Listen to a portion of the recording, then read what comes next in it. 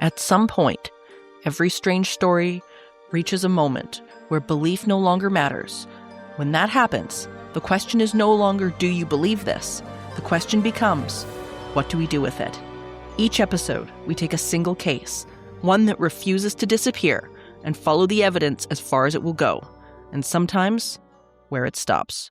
This is Supernatural Circumstances, the real story.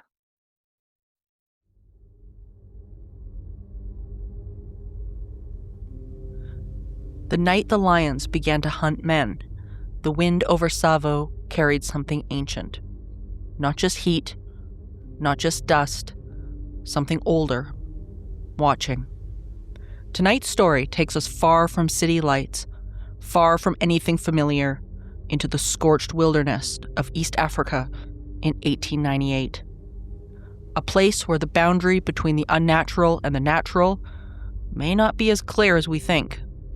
This is the story of the Tsavo lions. But more than that, this is a story about hunger, about something that learned, and maybe something that remembered. Before we get to the lions, we need to understand the land. Tsavo, a vast, unforgiving region in what is now Kenya. Even today, it's known for its harsh beauty, red earth, thorn scrub, and an almost oppressive silence that settles after sunset. Back then, it was even more remote, untamed, feared.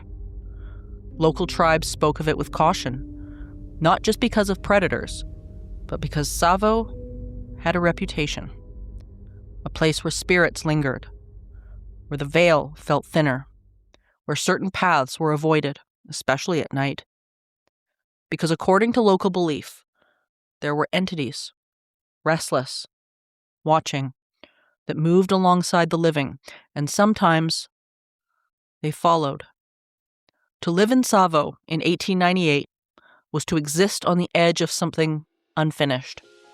Not untouched, because people had passed through, hunted, traded, survived, but unfinished in the way a place feels when it does not fully belong to you or anyone. The land stretched endlessly. Red dust clung to everything, your boots, your clothes, your skin. It settled into your lungs, into your food, into the folds of your thoughts.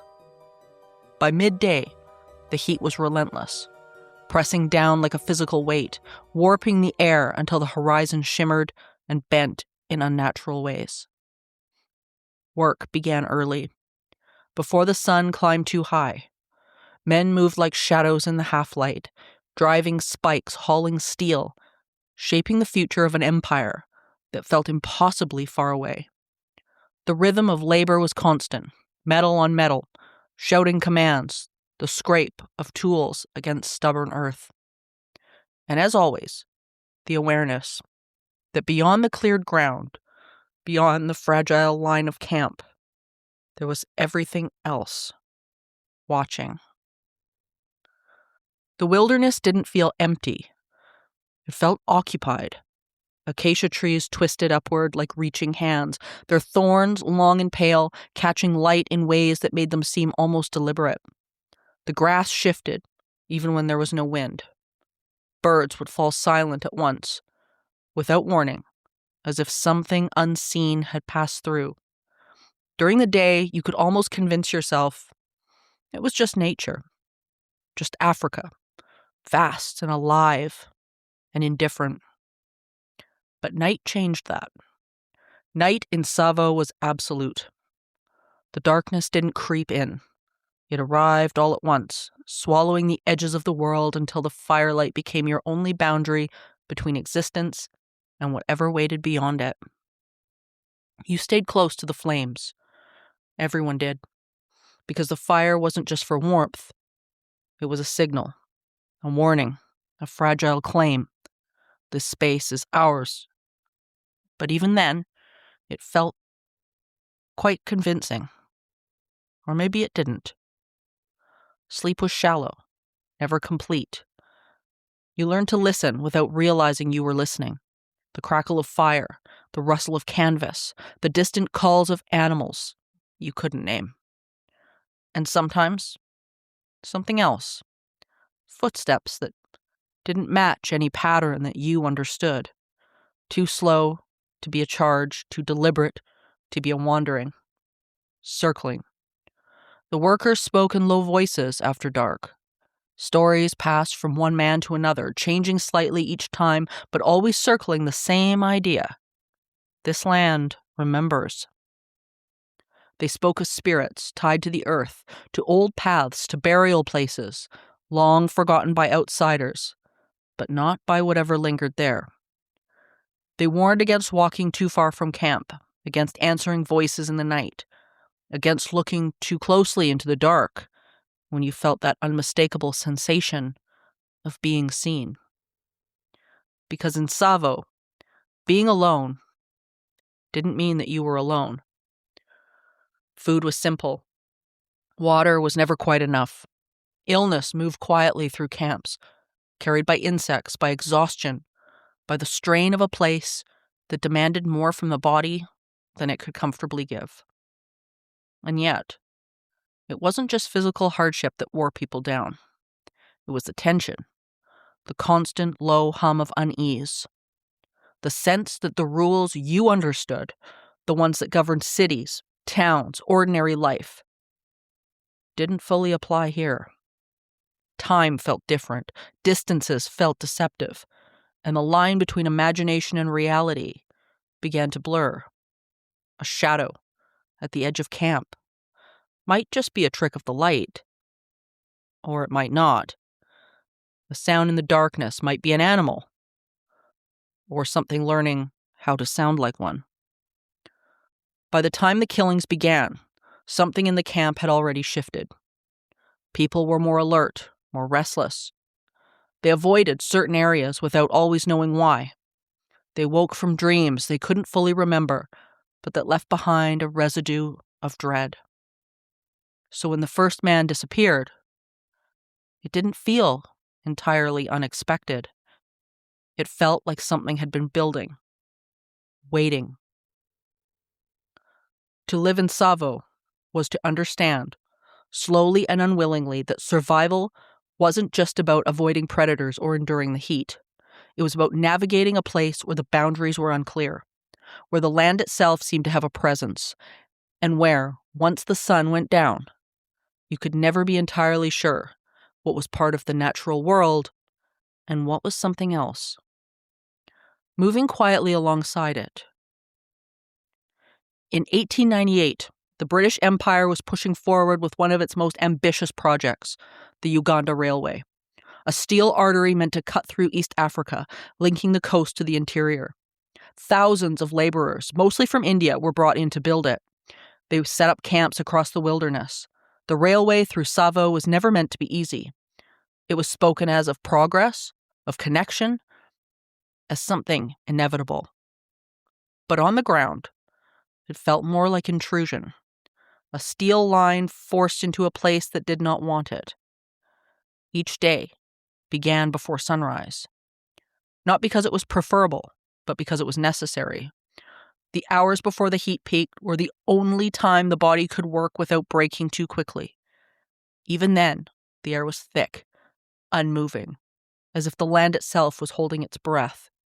Men labored in long, uneven lines, driving spikes, lifting rails, digging into soil that seemed to resist every strike, packed hard and red as though it had settled that way over centuries and had no intention of being disturbed. The work was relentless, repetitive, physical in a way that stripped thought down into its purest form. Lift, carry, strike, repeat. And yet, even in that rhythm, there was distraction.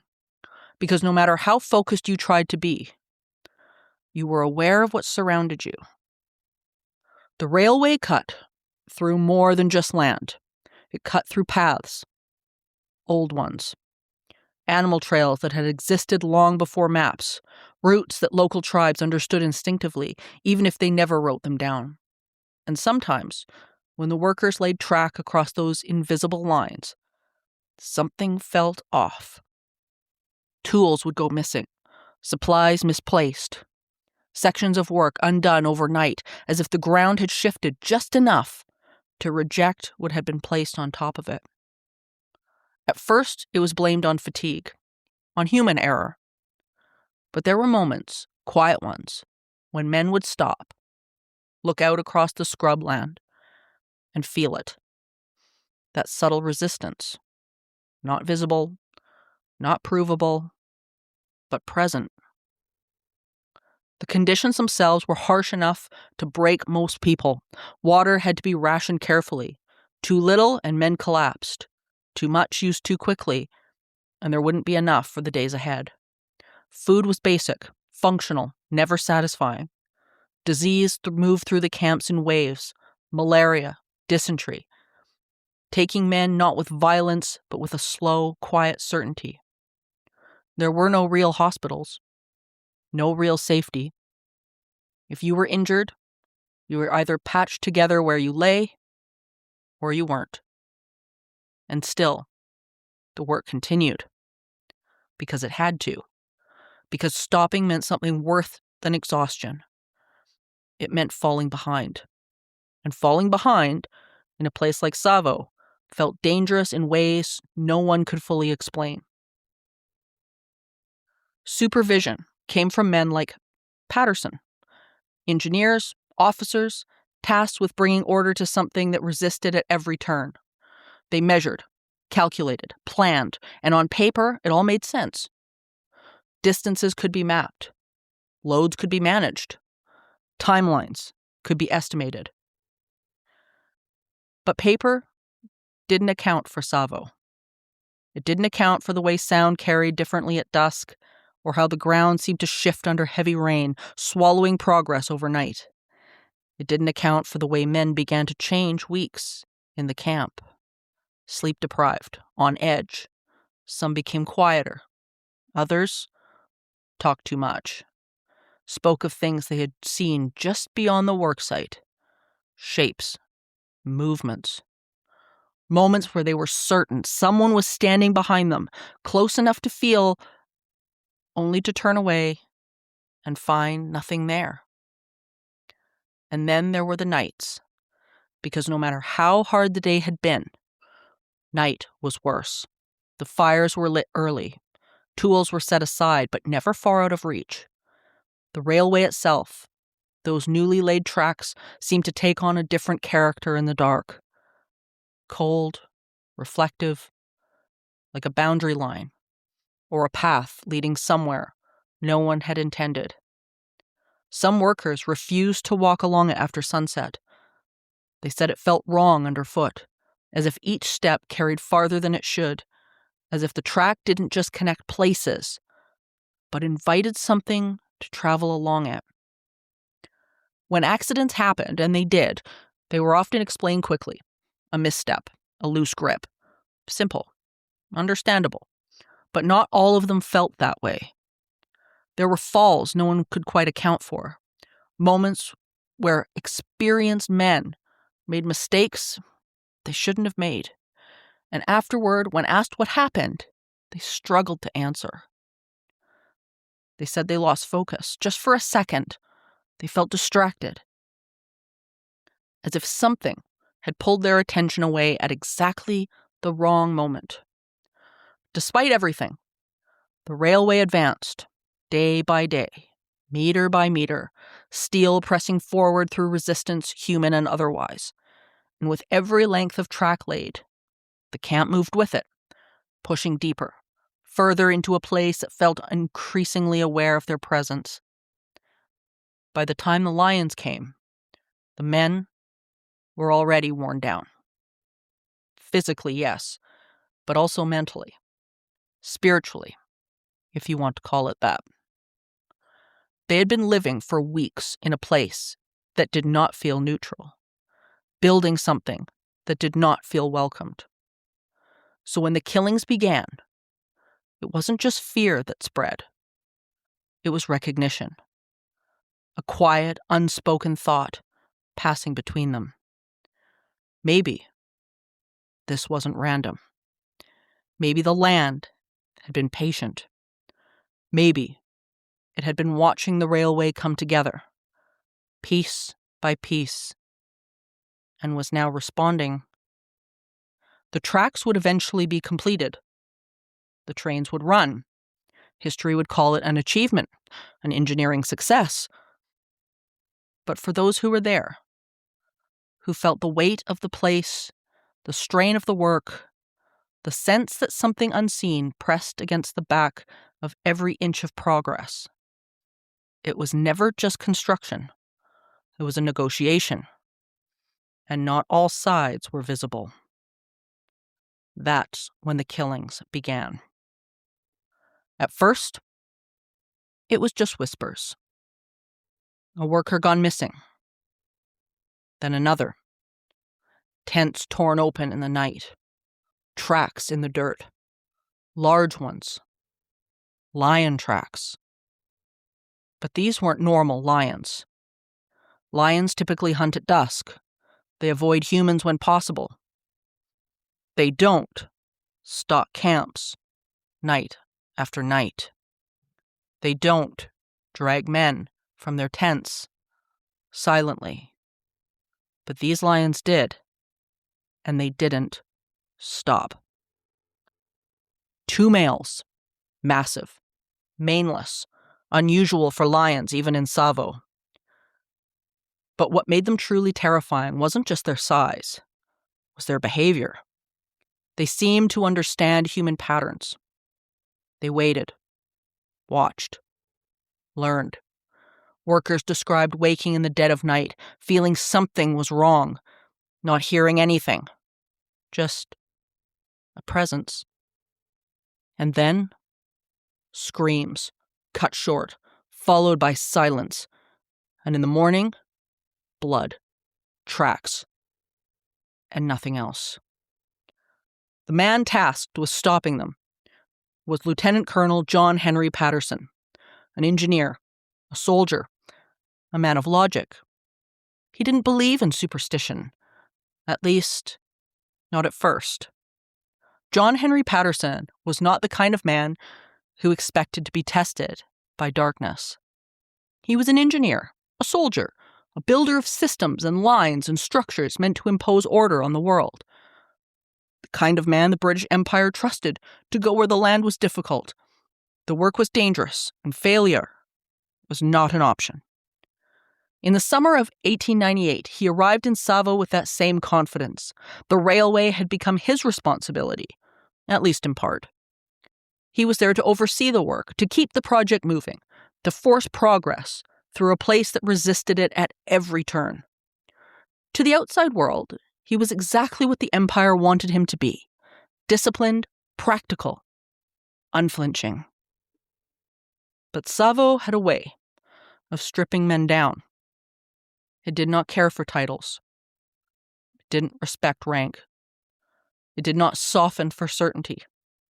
And Patterson, whether he admitted it or not, was entering a place where logic alone would not always be enough.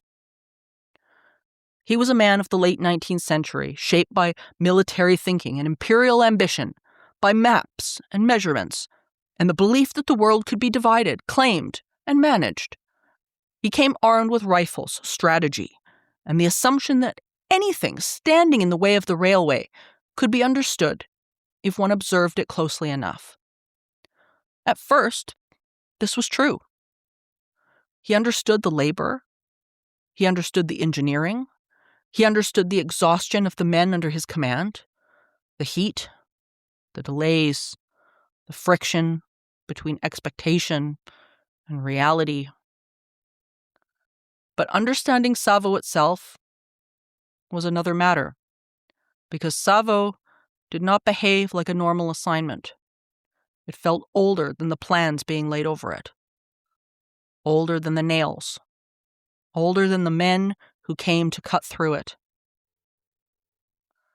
Patterson was not a superstitious man, at least not in any public way. Men like him were trained not to be. They were supposed to trust evidence, not rumor. They were supposed to explain the world, not to fear it. And yet, the longer he stayed in Tsavo, the more his language began to shift.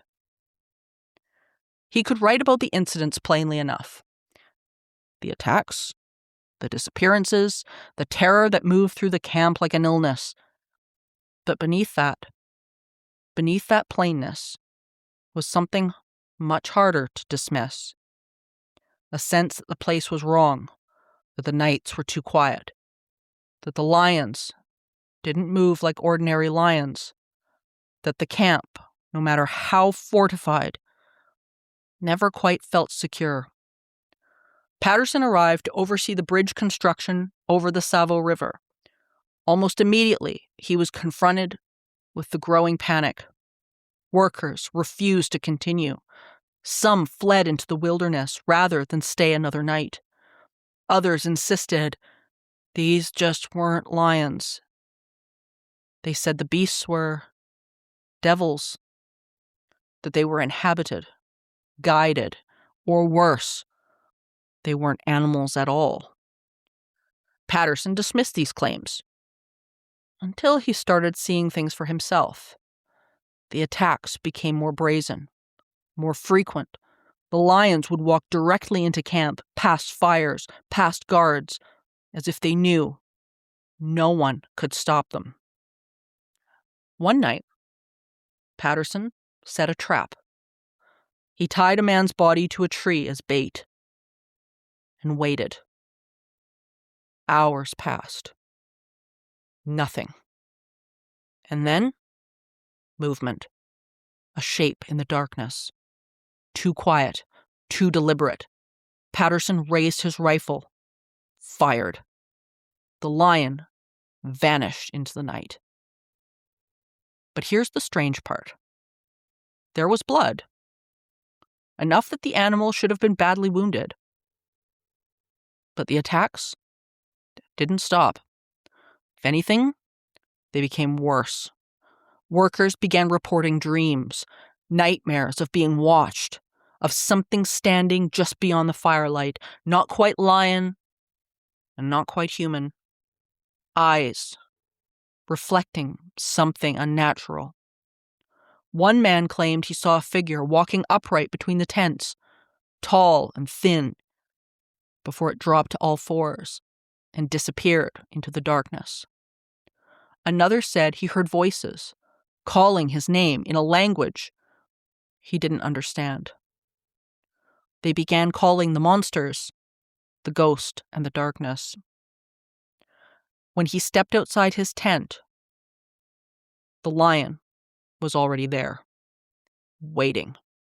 Now, you might chalk this up to fear, exhaustion, the psychological toll of living under constant threat. All reasonable explanations. But even Patterson began to feel it.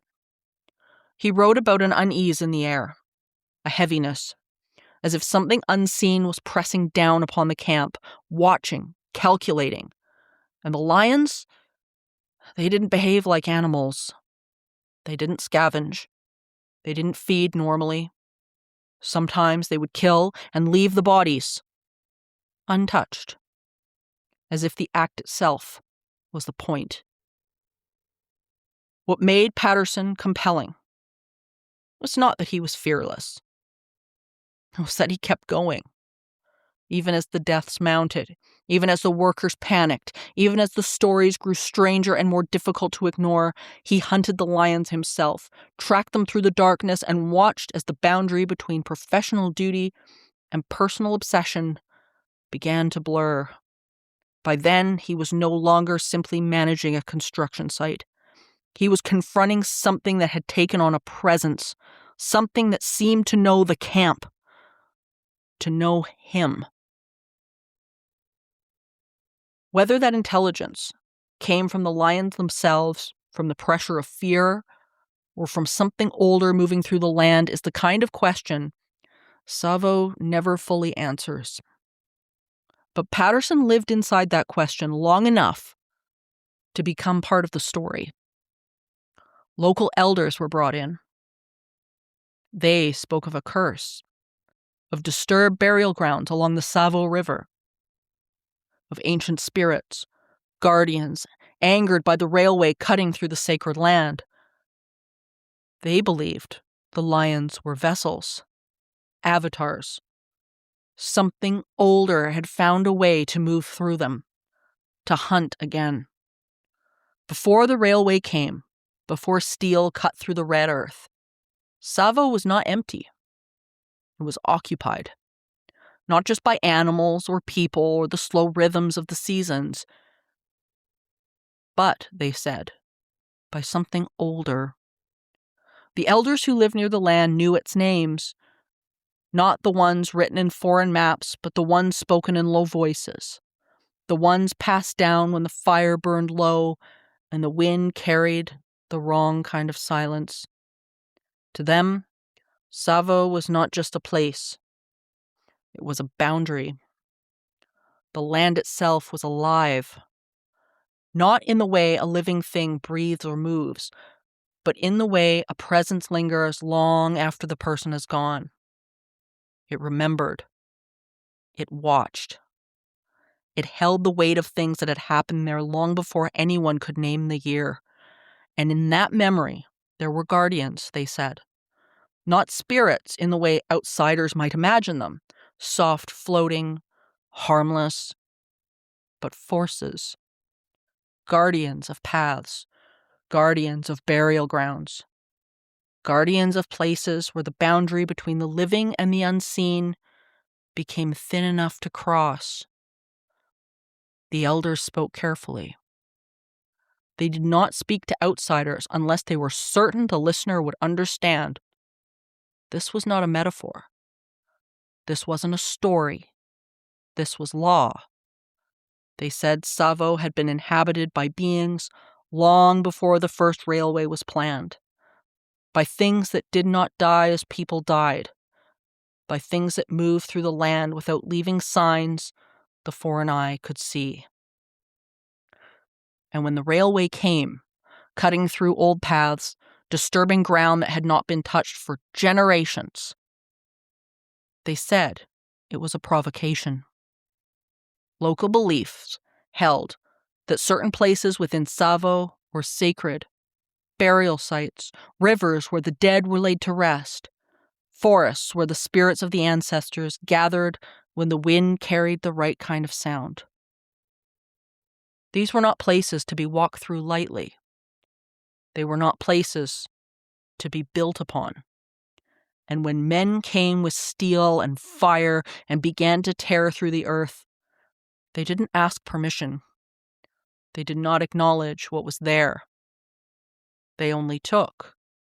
And the elders said that taking without acknowledgement was never free. The lions themselves were not seen as ordinary animals, not in the deepest sense. To the elders, the lions were always more than predators. They were watchers. They were intermediaries. They moved through the seen and the unseen with a kind of ease that other animals did not have. And when the lions began killing men, the elders didn't see it as random. They saw it as a response. They said the lions were not hunting. They were being used, that something older had found a way to move through them, to speak through them, to strike through them. Some elders spoke of a curse, not in the way the outsiders might understand it, as a punishment from a god, but as imbalance. When sacred ground was disturbed, when old paths were broken, and when the land itself was forced to change, the balance tipped. And when the balance tipped, things that had been held in place began to move. Guardians became restless. Paths opened where they should not have, and the veil between the living world and whatever lay beyond it became thin. There were warnings, quiet ones. They were told to the workers who were willing to listen. Do not walk alone after dark. Do not answer voices that call your name. Do not look too closely into the things moving at the edge of the firelight. Do not go to certain places. Do not speak certain names. Do not disturb the ground where the dead sleep. And if you hear something behind you, do not turn around. Because some things only approach when you acknowledge them. The elders did not try to stop the railway. They didn't have the power. They did what they could. They marked certain areas without speaking why. They avoided places without explaining. They whispered among themselves, cautioned the young, reminding them that the land remembered, that the land saw, that the land was not empty. When the killings began, the elders didn't say it was surprising. They said it was expected. They said that when the balance is broken, the land responds. And sometimes, the land uses what it has. It uses the lions. It uses the night. It uses the fear. And it waits. Even after the lions were killed, the elders did not say the danger had ended. They said that what had been awakened had not been gone. It simply left, moved elsewhere, waiting, and that Tsavo would remain what it had always been, a place where the veil was thin, a place where the unseen walked close, a place where certain paths were avoided, even when the sun was high. Because some things do not need the lions to hunt, they only need the light. Patterson didn't believe this. But belief becomes less important when reality stops making sense. He doubled down, set more traps, built platforms in the trees, waited through endless nights. And then he came face to face with one of them. Not at a distance, not through a rifle scope, but close. Too close. He described the moment as wrong. The lion didn't charge immediately. It stood there, looking at him, not like prey, not like a threat, but like it was assessing him, recognizing him, as if there was intelligence behind those eyes that shouldn't have been there. And then it vanished. Not ran, not fled, vanished into the darkness so complete, it was as if it had never been there at all. It was days later when Patterson finally killed the first lion. It took multiple shots. Even then, the animal seemed to refuse to die. Its body was enormous, scarred, its teeth worn in strange patterns. But when they examined it, something unsettled the workers. The stomach contents.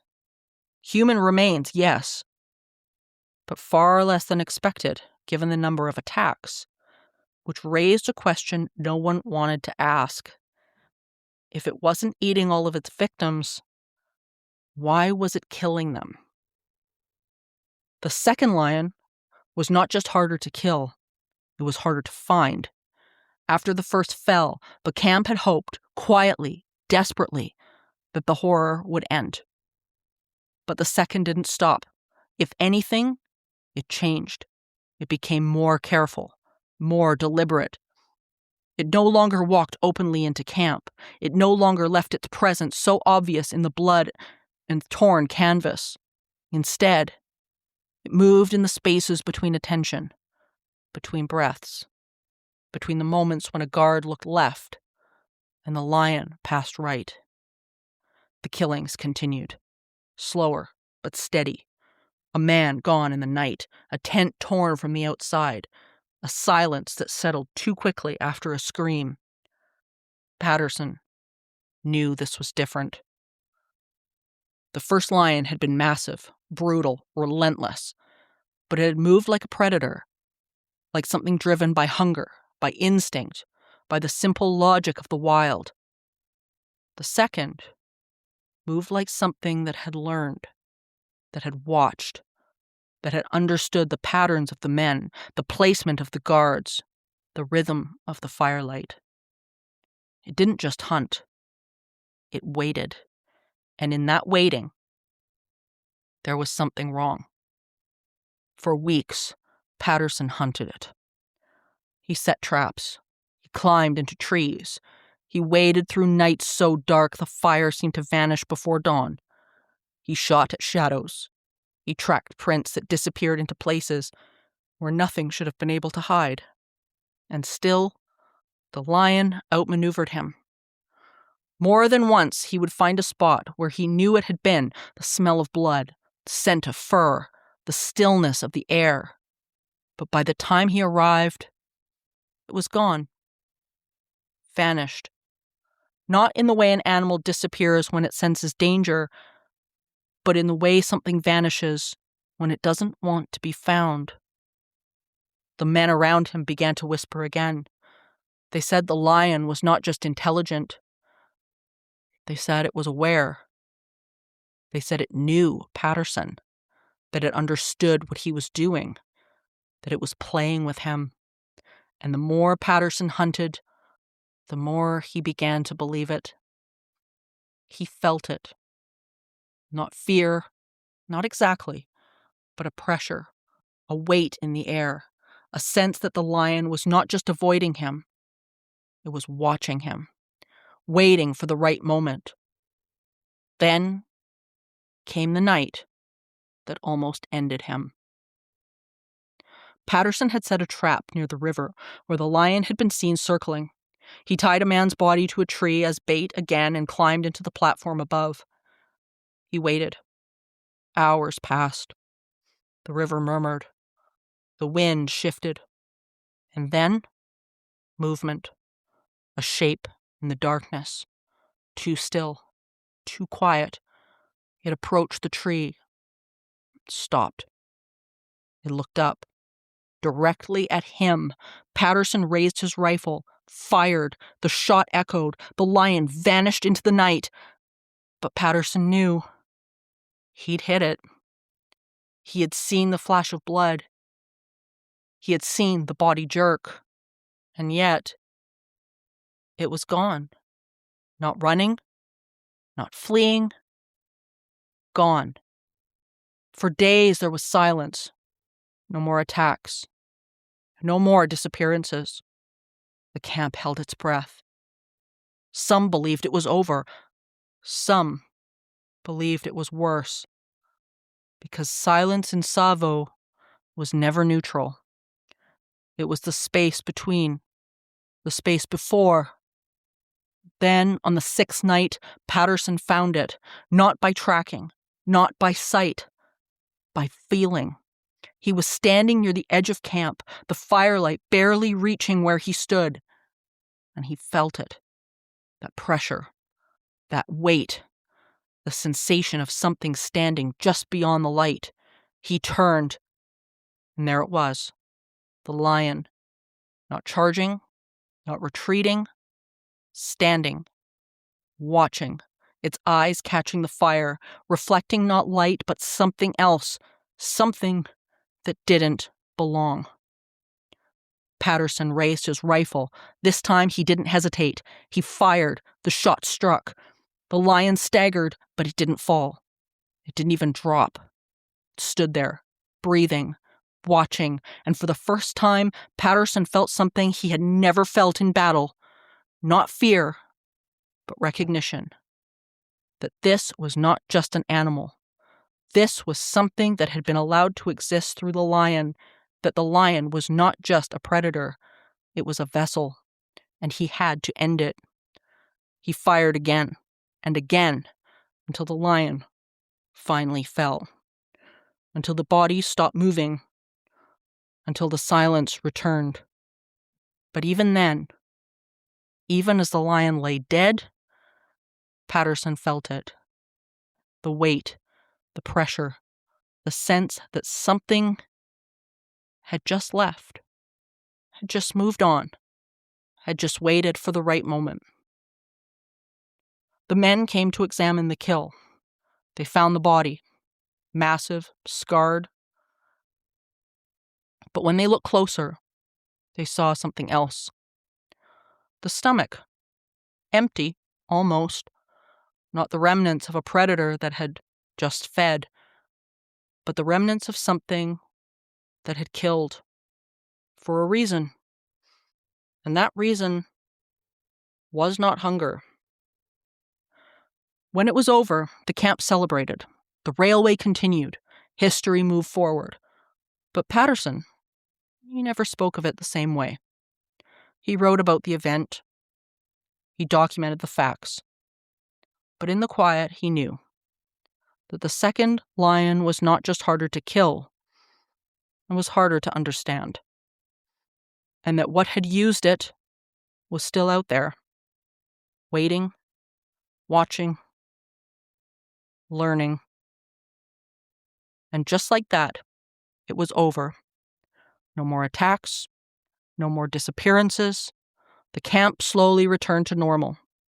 History moved on. But something didn't sit right. Even Patterson admitted it. He documented the events in detail and tried to explain the behavior. He blamed disease, scarcity, environmental factors, but there were gaps. Too many. And the people who lived there never accepted that it was just lions.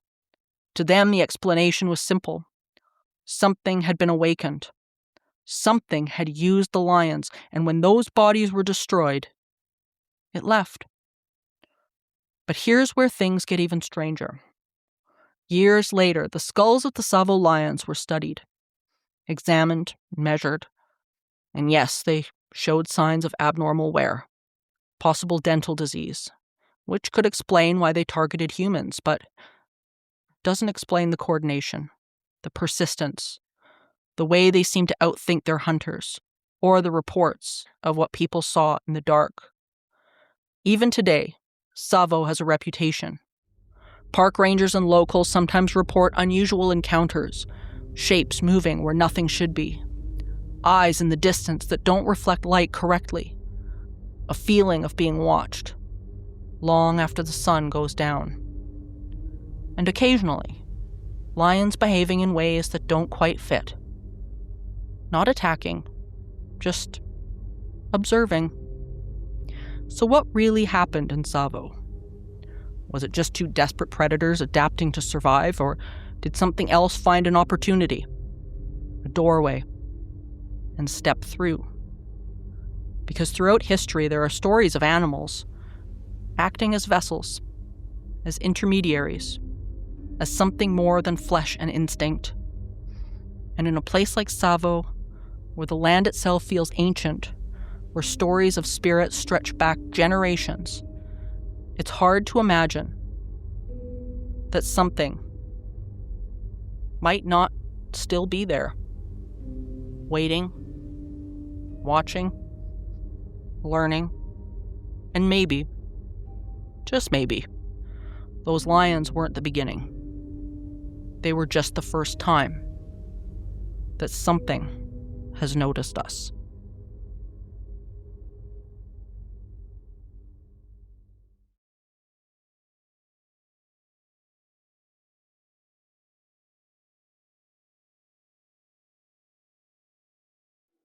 Well, what an incredible case.